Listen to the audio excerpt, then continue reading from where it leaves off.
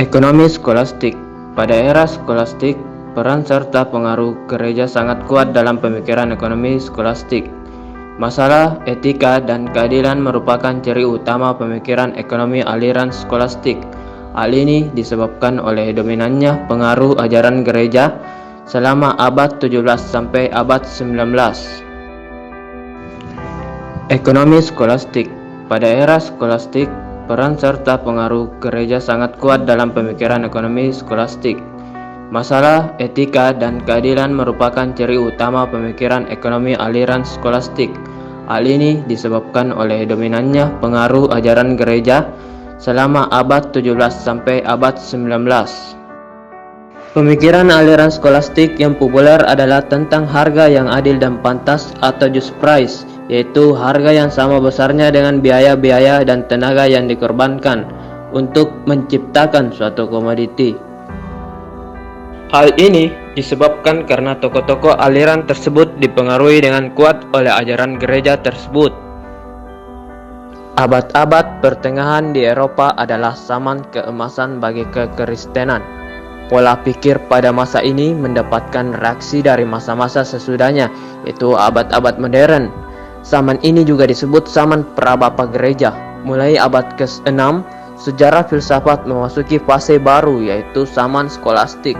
Selama abad ke-5 sampai abad ke-6, benua Eropa mengalami kericuhan. Perpindahan suku Hun-45 dari Asia Tenggara Tengah ke Eropa menyebabkan suku-suku Jerman terpaksa pindah.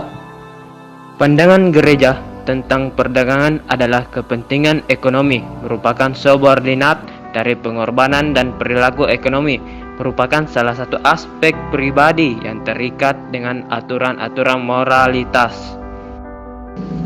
Nama skolastik sebenarnya merupakan nama untuk para filsafat pada abad pertengahan tahun 500 hingga 1500.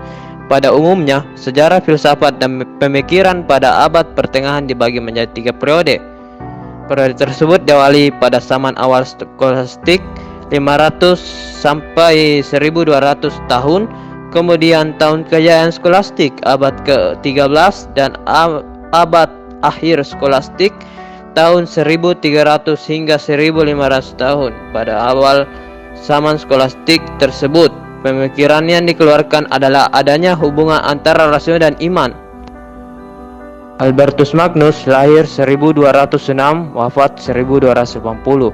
Juga dikenal sebagai Santo Albertus Agung, dan Albert dari Cologne adalah seorang biarawan Ordo Dominikan yang menjadi terkenal karena pengetahuan universal dan advokasi keberadaan damai antara ilmiah dan agama. Thomas Aquinas, salah satu filsuf Jerman terbesar dan teolog 46 dari zaman pertengahan. Dia merupakan pelajar pertama dari zaman pertengahan yang menggunakan filosofi Aristoteles ke dalam pemikiran Kristen pada masa itu. Dan tokoh kedua, Thomas Aquinas, adalah seorang filsuf dan ahli teologi ternama dari Italia. Thomas dilahirkan di Rosasesa, dekat Aquino, Italia, tahun 1225. Ia menjadi terkenal karena dapat membuat sintetis dari filsafat Aristoteles dan ajaran gereja Kristen. Sintesisnya ini termuat dalam karya utamanya, Summa Theologia, yang ditulis pada tahun 1273. Karya ini digunakan sebagai panduan para muridnya belajar tentang teologi. Gagasan ekonomi skolastik dan solusinya. Pemikiran kaum skolastik menekankan pada kuatnya hubungan ekonomi dengan masalah etika, serta besarnya perhatian pada masalah keadilan. Hal ini disebabkan karena tokoh-tokoh aliran tersebut dipengaruhi dengan kuat oleh ajaran gereja. Pada zaman pertengahan, ajaran-ajaran gereja memang jauh lebih dominan dibanding ekonomi. Begitu juga kontribusi khusus penulis-penulis abad pertengahan terhadap teknik teori ekonomi lemah. Asumsi yang dipakai adalah kepentingan ekonomi adalah subordinat dari pengorbanan, serta perilaku ekonomi adalah salah satu aspek perilaku abadi yang terikat dengan aturan moralitas. Metode pemikiran dari skolastik adalah dengan mempertanyakan sesuatu, kemudian melakukan interpretasi. Melakukan proses deduktif dan logika dari pengalaman manusia dengan didasari kejujuran dan kewenangan.